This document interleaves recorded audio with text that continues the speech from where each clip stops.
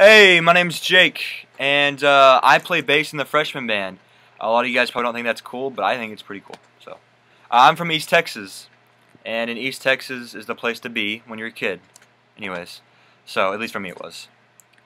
So I grew up in a church. I grew up in a home that was Christian, and it was a good home. I mean, I took it for granted, but it was a great home. My dad was a cop, and my mother was a banker. We had pretty basic, and I had a blessed family. My dad was a good provider, and my mother was a sweet mother that loved me, and I loved my mommy. But anyways, with that, I took advantage of it. You know, it's like when we get really blessed, sometimes we don't realize we're blessed, and that was, I'd say, my life is a big example of that. With that, growing up, I didn't care much for anything other than myself. People would say, well, I could tell you cared about your family. That's different. My family benefited me. If it didn't, well, then I don't think I'd care for them. You know, I cared for myself. And if I didn't get my way, if I didn't get what I wanted, I threw a fit. You know? And I don't mean even like a kid fit. I threw a fit in 5th grade. In 6th grade, I threw fits that were just like immature, you know?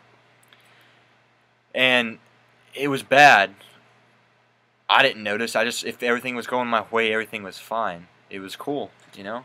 Even to this day, if everything's going my way, why do I have to worry? But I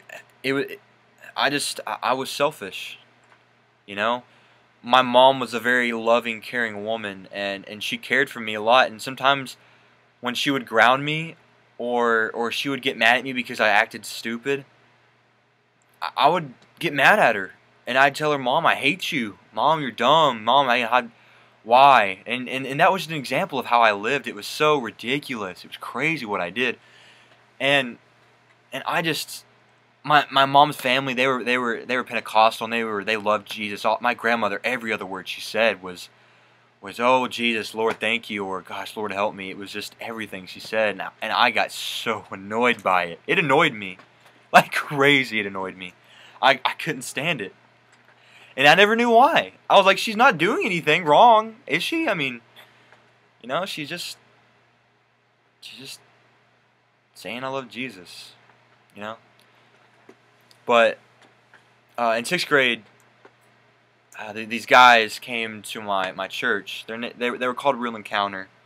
It was a crazy encounter, actually. They were bikers. Dirt bikers. They did crazy tricks. And I thought this one guy that came on stage was like, this guy, he does awesome bike tricks. I like this guy. He's cool.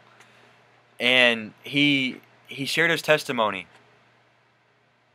And I got saved that night. And I was like, I never heard a story like that before. He was so crazy about what Christ did for him, not what someone had told him, and not something he did, but how Christ provided for him with love and grace. And because I relied on myself, and I wasn't very smart or even athletic, I wanted that.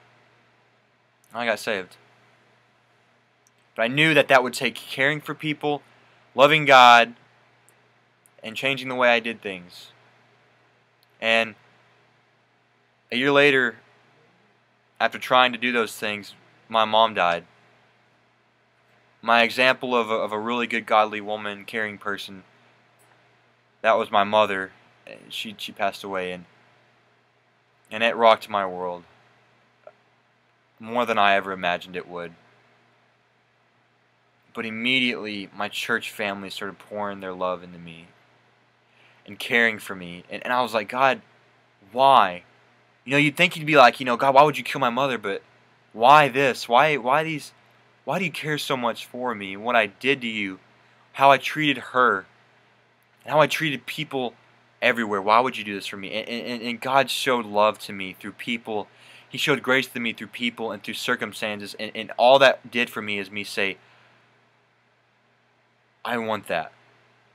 I want to care for people. I want to love people now. Because God did that for me. And it was a blessing and it fulfilled me more than those things I wanted for myself when I lived for myself. And now I am so determined to show people the same love and care that God showed me. And I'm glad that I had the opportunity to do that through Cru and through this sharing my testimony and through what I do in my life. And so I hope that was a blessing to you.